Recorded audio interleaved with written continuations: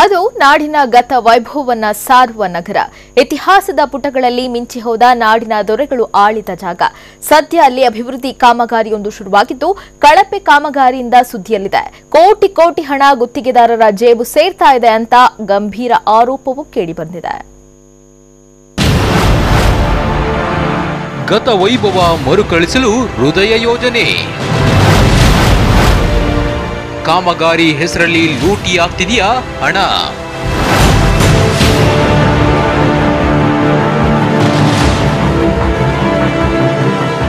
ಇದು ಚಾಲುಕ್ಯರ ಇತಿಹಾಸ ಸಾರುವ ಬಾದಾಮಿ. ತನ್ನ ವಾಸ್ತುಶಿಲ್ಪ, ಐತಿಹಾಸಿಕ ಸ್ಮಾರಕಗಳಿಂದಲೇ ಜಗತ್ತಿನ ಮಟ್ಟದಲ್ಲಿ ಗಮನ ಸೆಳೆದಿರುವ ಬಾದಾಮಿಗೆ ಗತ ವೈಭವ ಮರುಕಳಿಸಲು ಹೃದಯ ಯೋಜನೆ ಎಂಬ ಕಾಮಗಾರಿ ಕೈಗೊಳ್ಳಲಾಗಿದೆ. ಇದಕ್ಕಾಗಿ ಕೇಂದ್ರದಿಂದ 22 ಕೋಟಿ ಹಾಗೂ ರಾಜ್ಯ ಸರ್ಕಾರದಿಂದ 2 ಕೋಟಿ ರೂಪಾಯಿ ಸೇರಿ ಒಟ್ಟು 24 ಕೋಟಿ ಮೀಸಲಿಡಲಾಗಿದೆ.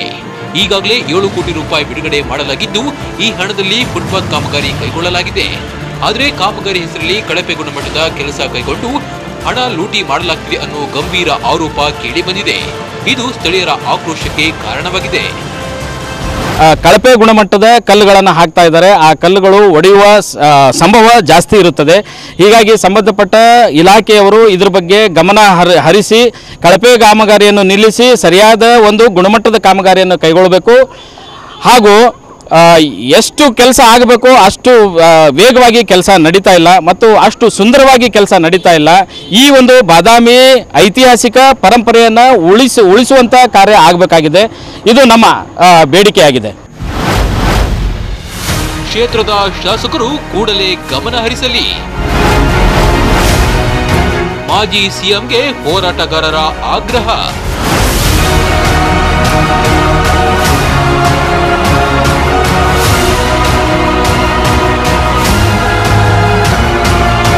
ಚಾಲುಕ್ಯರ ರಾಜಧಾನಿಯಾಗಿದ್ದ ಬಾದಾಮಿ ಪುರಾತನ ವಾಸ್ತುಶಿಲ್ಪದ ತವರೂರಾಗಿದೆ.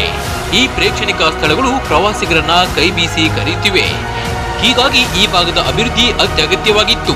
ಇದಕ್ಕಾಗಿ ಸರ್ಕಾರವೇನು ಹಣ ಬಿಡುಗಡೆ ಮಾಡಿದ್ರೂ ಅದನ್ನ ಸರಿಯಾಗಿ ಬಳಸಿಕೊಳ್ತಿಲ್ಲ.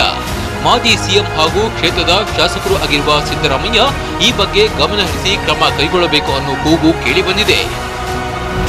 ಅಭಿವೃದ್ಧಿ ಕೆಲಸದ ಬಗ್ಗೆ ಹೆಚ್ಚು ಹೇಳುವ ಅವಶ್ಯಕತೆ ಇಲ್ಲ. ಯಾಕಂದ್ರೆ ಮಾಜಿ ಸಿಎಂ ಅವರು ಎಲ್ಲ ಕೆಲಸ ಕಾರ್ಯಗಳು ಹೆಂಗೆ ನಡೀಬೇಕು, ತಮ್ಮ ಏರಿಯಾದಾಗ ತಮ್ಮ ಒಂದು ಕ್ಷೇತ್ರ ಯಾವ ರೀತಿ ಮಾಡ್ಯಾರಲ್ಲ ಅದನ್ನು ಮೀರಿಸಿ ಮಾಡಬೇಕು. ಯಾಕಂದರೆ ಇದು ಪುನರ್ಜನ್ಮ ಕೊಟ್ಟಂಥ ಕ್ಷೇತ್ರ. ಈಗಾಗಲೇ ಅವರು ಆ ಕ್ಷೇತ್ರದಾಗ ಅವರು ತಮ್ಮ ಅಸ್ತಿತ್ವ ಕಳ್ಕೊಂಡಾರ. ಈ ಕ್ಷೇತ್ರ ಎತ್ತಿ ಹಿಡಿದೈತಿ ಅಂದರೆ ಈ ಕ್ಷೇತ್ರಕ್ಕೆ ಬಹು ನಿರೀಕ್ಷಿತವಾಗಿ ನಿಮ್ಮೆಲ್ಲರ ಕನಸಿನಕ್ಕಿಂತ ಹೆಚ್ಚಿನ ಕೆಲಸ ಮಾಡಿದರೆ ಇದು ಈ ಬಾದಾಮಿ ನಗರ ಒಂದು ಸುಂದರ ನಗರ ಆಗಕ್ಕೆ ಅವಕಾಶ ಐತಿ. ಅಭಿವೃದ್ಧಿಯೇ ಮರೀಚಿಕೆ ಆಗಿರುವ ಈ ಭಾಗದಲ್ಲಿ ಪ್ರವಾಸೋದ್ಯಮದ ಹೆಸರಲ್ಲಾದ್ರೂ ಡೆವಲಪ್ಮೆಂಟ್ ಆಗುತ್ತೆ ಅಂತ ಜನ ಅಂದುಕೊಂಡಿದ್ರು. ಆದ್ರೆ ಅನುದಾನ ಬಂದ್ರೂ ಅದನ್ನ ಸರಿಯಾಗಿ ಬಳಸಿಕೊಳ್ತಿಲ್ಲ. ಒಟ್ನಲ್ಲಿ ಈಗಲಾದ್ರೂ ಸರ್ಕಾರ ಹಾಗೂ ಸಂಬಂಧಪಟ್ಟವರು ಎಚ್ಚೆತ್ತುಕೊಂಡು ಇತ್ತ ಗಮನ ಹರಿಸಬೇಕಿದೆ. ಇಲ್ಲವಾದ್ರೆ ಸರ್ಕಾರದ ದುಡ್ಡು ಕಂಡೋರ ಪಾಲಾಗೋದು ಗ್ಯಾರಂಟಿ. ರವಿ ಮೋಕಿ, TV9, ಬಾಗಲಕೋಟೆ.